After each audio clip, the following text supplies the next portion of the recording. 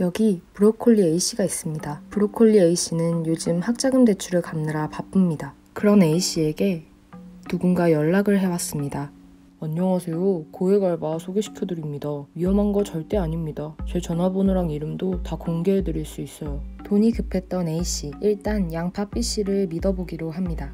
B씨는 서서히 본색을 드러냈습니다. B씨는 A씨의 신상 정보와 각종 사진들을 협박하여 얻어내고 다시 그것들로 협박하기를 반복, 성착취물들을 얻어냈습니다. 시간이 갈수록 B씨는 점점 더 악질적으로 A씨의 성을 착취했습니다. 그걸 다른 양파들에게 팔아서 돈도 벌었습니다.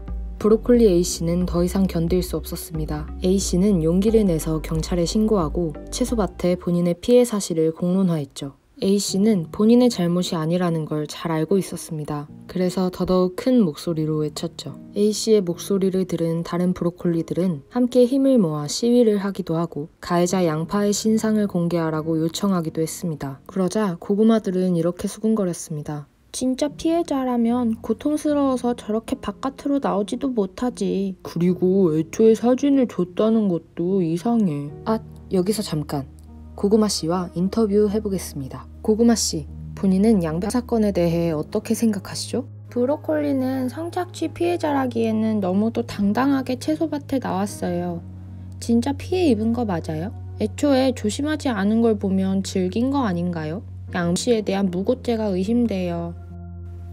대검찰청과 한국여성정책연구원의 제117차 양성평등 정책포럼에서 공개된 현황에 따르면 2017년부터 2018년까지 검찰의 성폭력 범죄 사건 처리 인원수는 7만 명에서 8만 명가량.